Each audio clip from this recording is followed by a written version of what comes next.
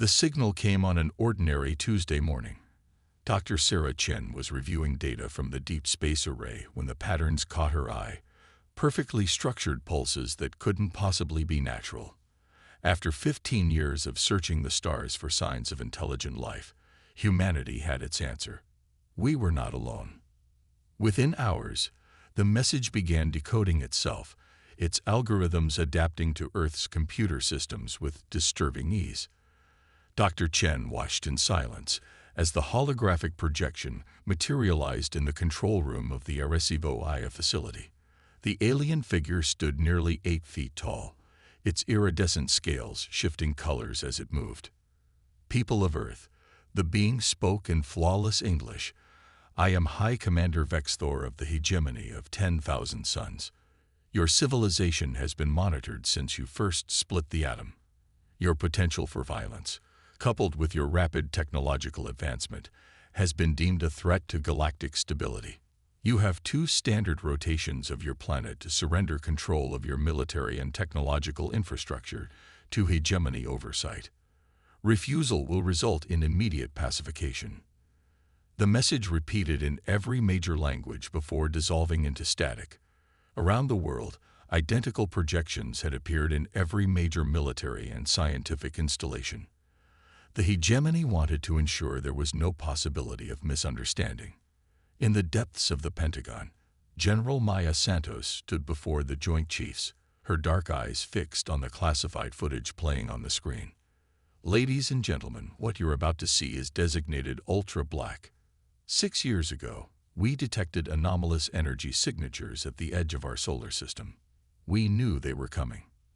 The room darkened as she activated a secure holographic display. "Project Oracle, our deep space detection grid. We've been tracking their fleet movements for years. The hegemony isn't here to protect galactic stability. They're scared." She paused, letting that sink in. In the past century, humanity has accomplished what took them millennia. They're not here to prevent a war. They're here to stop us before we become too powerful to control. Across the Pacific, in a hidden facility beneath Mount Fuji, Dr. Yuki Tanaka powered up the quantum core of humanity's secret weapon. The crystalline matrix hummed to life, its neural pathways glowing with exotic particles that shouldn't exist according to conventional physics. "Integration test 17 successful," she reported, her voice steady despite the exhaustion of 3 days without sleep. "The Phantom Drive is ready." The device represented humanity's greatest achievement, a propulsion and stealth system that bent the very fabric of reality. Developed by studying the fragments of alien technology scattered across Earth's history, it would allow ships to slip between the threads of space-time itself. The hegemony's superiority in conventional technology wouldn't matter if they couldn't detect Earth's ships at all. In high orbit, Commander James Chen, Sarah's brother, ran his hand along the sleek control panel of the EDF Spartacus. The experimental vessel was one of 30, hidden in plain sight as orbital debris, or disguised as communication satellites. Each ship carried a phantom drive, but the Spartacus was special. It housed the quantum eye that would coordinate humanity's defense fleet, and artificial intelligence evolved from the same principles that allowed the phantom drive to exist. "All ships maintain emissions control," he ordered over the quantum-encrypted channel. "We have 43 hours until their deadline. Use it wisely." His crew continued their silent preparations, checking weapon systems and running combat simulations. They had trained for this moment for 3 years, but simulation was one thing. Reality was another. The hegemony's ultimatum had triggered a carefully orchestrated plan. Across Earth, hidden facilities activated. Military units moved under cover of elaborate deceptions, and in laboratories and command centers, the men and women who had kept humanity's greatest secrets prepared to reveal them. In her private office, General Santos reviewed the final deployment orders. The plan was audacious, perhaps even insane. But as she studied the intelligence reports, a small smile played across her features. The hegemony had made a critical mistake. They assumed humanity would react with either submission or panic. They never considered that we might greet their ultimatum with anticipation. For beneath the facade of a divided planet of squabbling nations, humanity had been preparing for this moment since the first alien artifacts were discovered in the 1940s. The hegemony thought they were coming to subjugate a primitive species. Instead, they had walked into a carefully laid trap. In 43 hours, they would learn why humanity's rapid advancement had frightened them so deeply. The clock was ticking. But for once, time was on humanity's side.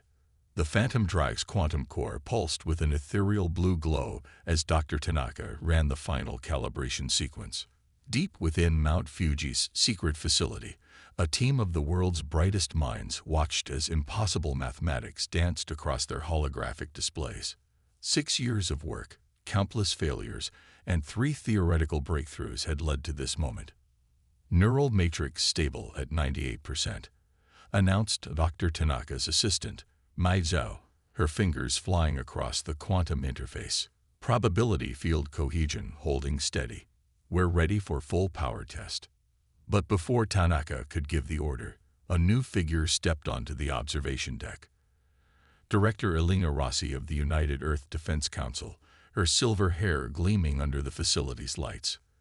"Doctor," she said, her Italian accent still strong despite decades in international service, "show me what my funding has bought us." Tanaka nodded, turning back to the core. Initiating full power sequence. Begin recording. The quantum core's glow intensified, and the air itself seemed to shimmer as reality bent around the device.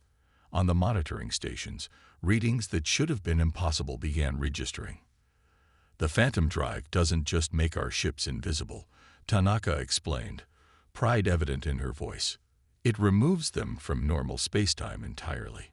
We exist between moments, between the quantum states that make up reality itself.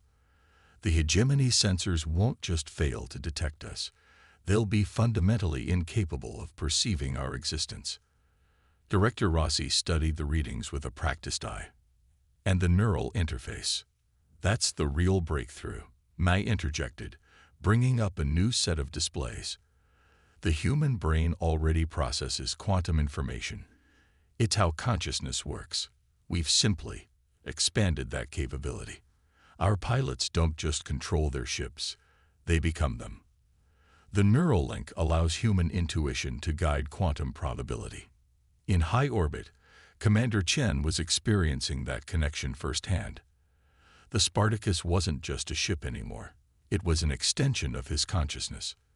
Through the neural interface, he could feel every system, every weapon, every subtle shift in the quantum field that kept them hidden. "Beginning formation drills," he announced to the fleet. 30 ships, humanity's secret sword and shield, moved in perfect synchronization. The neural interfaces allowed the pilots to coordinate with impossible precision, their movements guided by both training and the quantum AI's predictions. But not everything was proceeding smoothly. In Washington, General Santos faced resistance from elements within the military establishment who couldn't grasp the paradigm shift they were facing. "You're telling me we're betting Earth's survival on theoretical physics and an AI?" demanded Admiral Harrison, his face red with frustration. "We should be deploying conventional forces, hardening our orbital defenses." Santos remained calm, pulling up classified footage from the weapon tests. "Watch," she commanded. The video showed a prototype vessel equipped with the Phantom Drive, engaging automated drones designed to mimic hegemony technology. The ship flickered between states of reality, its weapons striking from impossible angles before vanishing again. The drone's advanced targeting systems couldn't even register the attacks before they were destroyed. "This isn't a conventional war, Admiral. We're not fighting with bullets and missiles anymore. We're fighting with the fabric of reality itself." She gestured to the quantum encryption device on her desk. "Even this conversation is happening between moments of time. The hegemony surveillance can't detect it because, from their perspective, it never occurred." Meanwhile, in the Arecibo I facility, Dr. Sarah Chen had made a crucial discovery. Analyzing the hegemony's transmission had revealed subtle quantum signatures, evidence they were using technology similar to, but less advanced than, the Phantom Drive. "They're not gods," she told her team, excitement breaking through her usual reserve. "They're just ahead of where we would have been naturally. But by forcing us to develop in secret, by making us approach problems from angles they never considered." She gestured to the decoded data streaming across her screens. "They created exactly what they feared." Back in Mount Fuji, Dr. Tanaka received the analysis. The quantum core's calculations confirmed it. The hegemony's technology operated on similar principles, but their development had followed a linear path. They had never faced the need to hide, to think laterally, to merge disparate technologies in desperate attempts to level the playing field. "They're locked into their paradigm," she explained to Director Rossi. "They've been the dominant force for so long, they stopped innovating. But humanity," she smiled, watching the quantum probabilities dance. "We took their basic principles and went in directions they never imagined." The neural interface in the Spartacus hummed as Commander Chen processed this information through the quantum AI circuits. In 36 hours, the hegemony would expect either submission or futile resistance. They would find neither. Instead, they would face an enemy that could strike from between moments of time, coordinated by artificial intelligence that existed in quantum superposition, guided by human minds that had evolved to think in ways the hegemony had never conceived. "All ships," he broadcast through the quantum network, "final combat drills. Show me what impossibility looks like." The fleet responded, 30 ships moving as one, flickering between states of reality. To any conventional sensors, the space above Earth remained empty. But in the quantum realm, humanity's defenders danced through probability itself, preparing to teach the hegemony the price of underestimating human ingenuity. In her office, General Santos watched the fleet exercises through quantum-linked feeds. 30 ships, she mused. 30 ships against a galactic empire. She picked up a small quantum crystal, watching possibilities fragment and recombine within its structure. More than enough, as long as they can't see us coming. The hegemony fleet arrived exactly as predicted, emerging from hyperspace in a display of technological might designed to awe and intimidate. 500 ships, their crystalline hulls refracting sunlight like artificial stars, arranged in perfect geometric formation. At their center, the command ship dwarfed its escorts, its hull inscribed with the symbols of 10,000 conquered worlds. Commander Chen watched through the Spartacus's quantum sensors as the fleet took up position around Earth's orbit. Through the neural interface, he could feel his crew's tension, their emotions resonating through the quantum AI's consciousness. They weren't afraid. They were eager. "All ships maintain quantum shell integrity," he broadcast through the secure network. "Remember your training. They can't fight what they can't perceive." High Commander Vexthor's image appeared simultaneously on every screen and communications device on Earth. His scaled features showed no emotion as he delivered his final warning. "Your time has expired. We detect no submission protocols, no disarmament procedures. Your species has chosen extinction." He paused, mandibles clicking in what might have been disappointment. "Launch the first wave. Let Earth's cities burn as an example to others who would defy the hegemony." In the Pentagon's quantum-shielded command center, General Santos watched as the hegemony strike craft descended toward Earth's atmosphere. "Now we see if all our theories pay off," she muttered, then keyed her quantum comm. "Commander Chen, you have weapons free. Show them what humanity can do." The Spartacus's quantum core pulsed as Chen initiated the attack sequence. Through the neural interface, he coordinated with the fleet's AI, calculating probability paths through space-time itself. "All ships, execute pattern Omega. Weapons free." 30 ships that didn't exist in normal space suddenly phased into reality, their weapons already firing. Advanced graviton beams, developed from fragments of crashed alien ships, lanced through the hegemony shields as if they weren't there. Before the alien fleet could register the attack, the Earth ships had vanished again, sliding between moments of time to emerge at new vectors. In the Hegemony command ship, alarms blared as vessels began exploding without warning. Vexthor's composure cracked as reports flooded in. Impossible. Their technology is primitive. Find them. But the Hegemony sensors, designed to detect ships in normal space, were useless against vessels that existed in quantum superposition. The Earth fleet struck again and again, each attack precisely calculated by the quantum AI and executed with human intuition enhanced by neural interfaces. Dr. Tanaka monitored the battle from Mount Fuji, watching through quantum feeds as her creation proved its worth. "The Phantom Drive is performing beyond specifications," she reported to Director Rossi. "The neural interfaces are allowing the pilots to push the quantum fields further than we thought possible." In Arecibo II, Dr. Chen analyzed the Hegemony's increasingly frantic communications. They're trying to adapt their sensors, but they're locked into their traditional understanding of physics. They can't conceive of ships operating between moments of time. The battle continued as the Earth fleet struck with impunity. Hegemony ships fired blindly into space, their advanced weapons useless against an enemy they couldn't detect. But humanity's victory wasn't assured. As ships phased back into normal space to fire, they became briefly vulnerable. 2 Earth vessels had already been lost, their quantum cores overloading under enemy fire during that critical moment of manifestation. Commander Chen felt each loss through the neural interface, the quantum AI translating the crew's final moments into data that seared itself into his consciousness. But there was no time for grief. The Hegemony still had overwhelming numbers, and they were beginning to establish patterns in where the Earth ships appeared.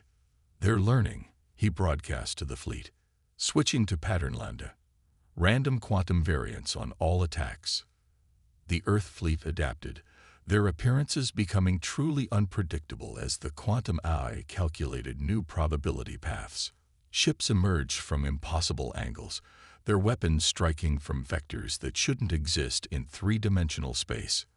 High Commander Vexthor watched in growing horror as his mighty fleet was systematically dismantled by an enemy he couldn't fight. A third of his ships were already destroyed or crippled, while the humans seemed to strike from the very void itself. "Full retreat," he ordered, his pride finally breaking. "All ships, emergency hyperspace jump. We must warn the Council." But as the Hegemony fleet attempted to flee, they discovered another surprise.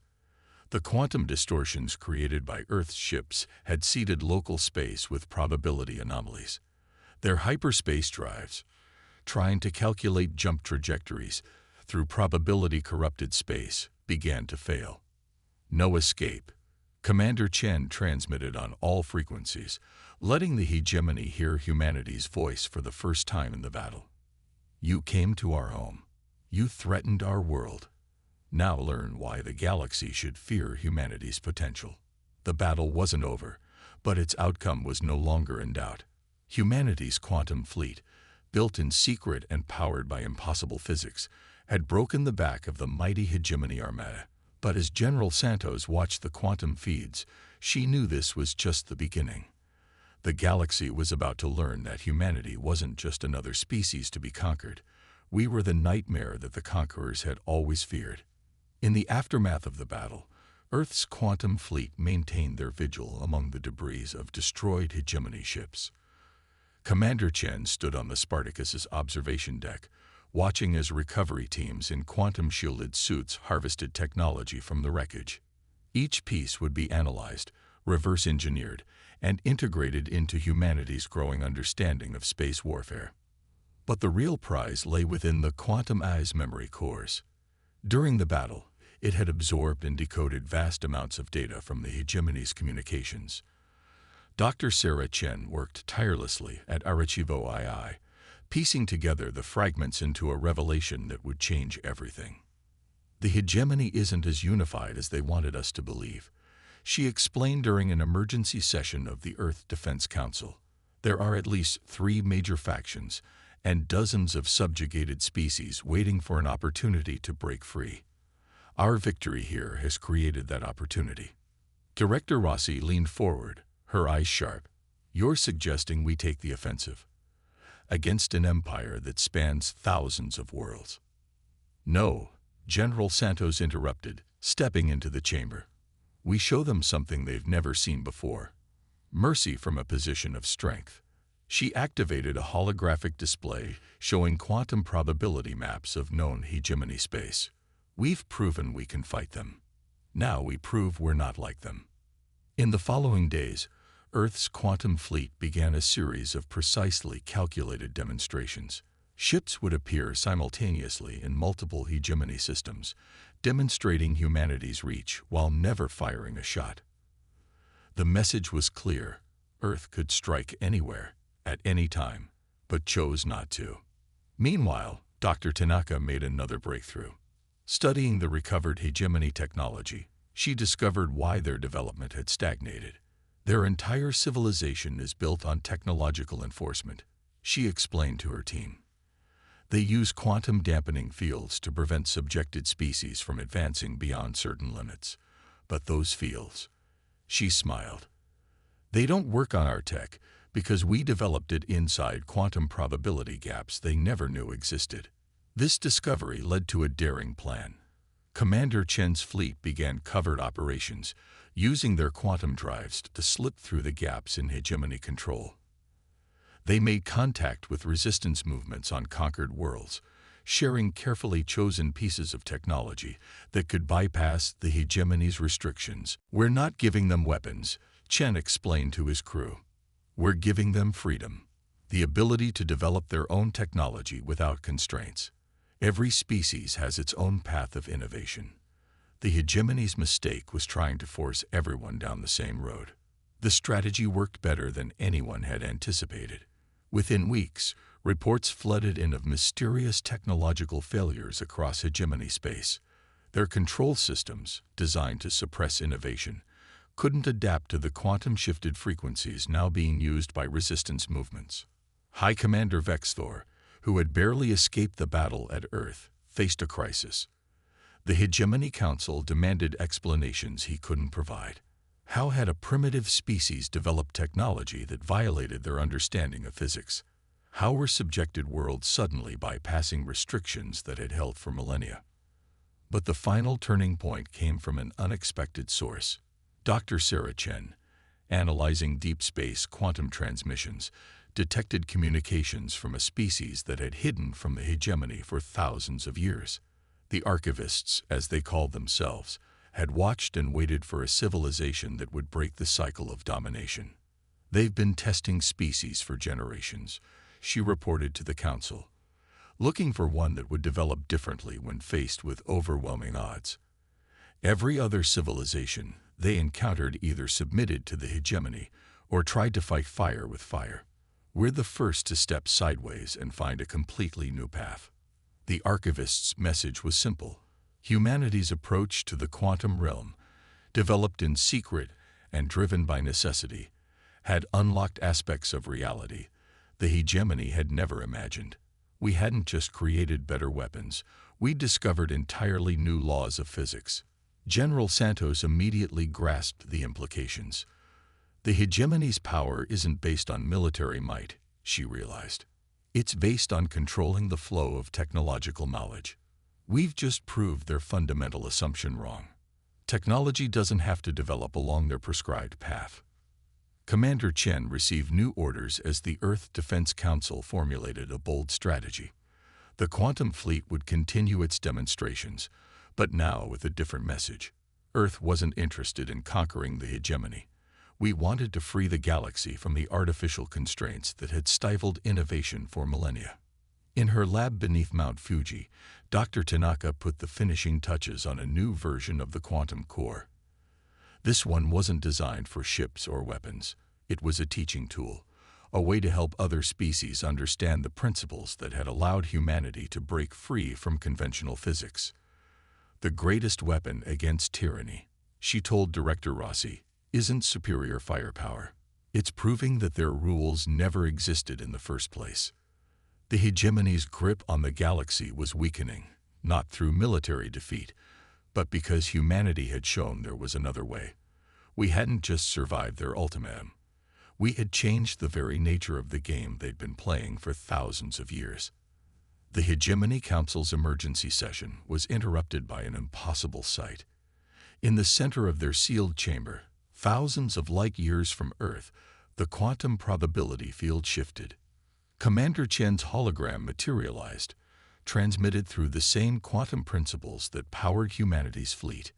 "You once gave Earth an ultimatum," he said, his image stable despite the vast distance. "Now we give you one. Not for surrender, but for change." The council chamber erupted in chaos. The eldest members, their bodies preserved by advanced technology for centuries, had never faced such a direct challenge.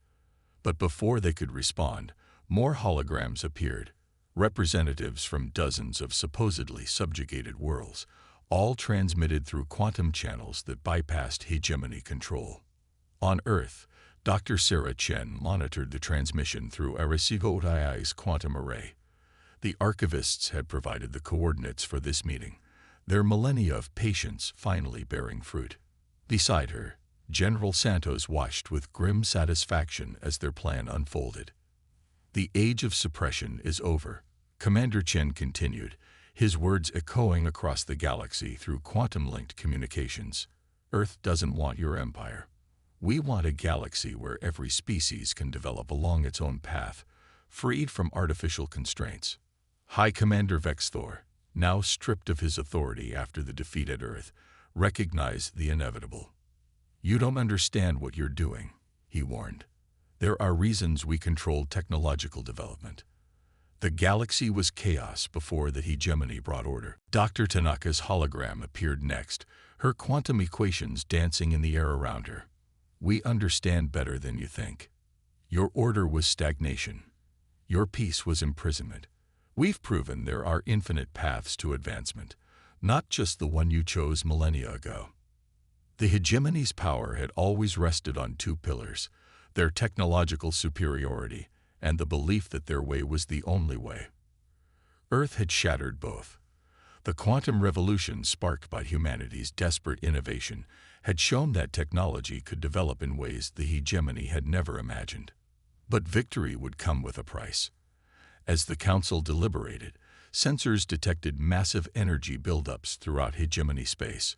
The hardliners weren't going to surrender their power without a final gambit. "Multiple quantum signatures," Dr. Chen reported, her voice tense. "They're activating some kind of legacy weapon system." Through the neural interface, Commander Chen felt the quantum eye's warning. The hegemony was attempting to generate a massive quantum dampening field, one that would disable all advanced technology across multiple sectors of space. They would rather drag civilization back to the Stone Age than lose control. "All ships, execute Emergency Protocol Omega," Chen ordered. The Earth fleet, scattered across key systems, began emergency quantum shifts. But they weren't retreating. Dr. Tanaka's latest innovation was about to face its ultimate test. The quantum cores of Earth's ships linked together across vast distances, creating a metastable probability matrix. In the Mount Fuji facility, she initiated the final sequence. Quantum resonance cascade in 3, 2, 1. The fabric of space-time shimmered as humanity's fleet created a counterwave to the hegemony's dampening field. But this wasn't a mere cancellation. The quantum eye had calculated a way to transform the energy, to reshape it into something new. Where the hegemony sought to suppress, humanity redirected. The massive energy discharge became a quantum awakening, spreading through the galaxy like a wave of enlightenment. Species that had been bound by artificial limitations suddenly found their quantum barriers dissolved, not into chaos, but into possibility. The price of victory wasn't measured in ships or lives, but in responsibility. Earth had broken the chains of the old order, but now faced the challenge of helping guide a galaxy learning to walk again.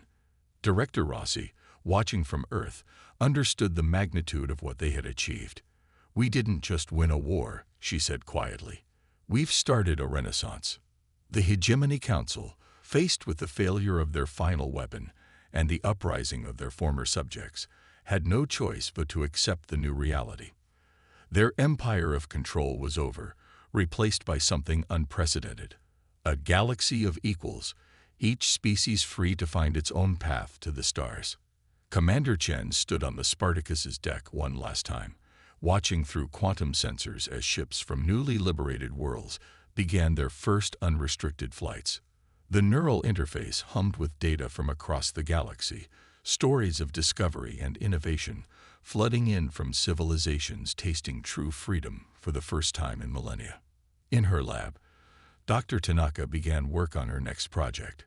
Earth's quantum technology had changed the galaxy, but it was only the beginning.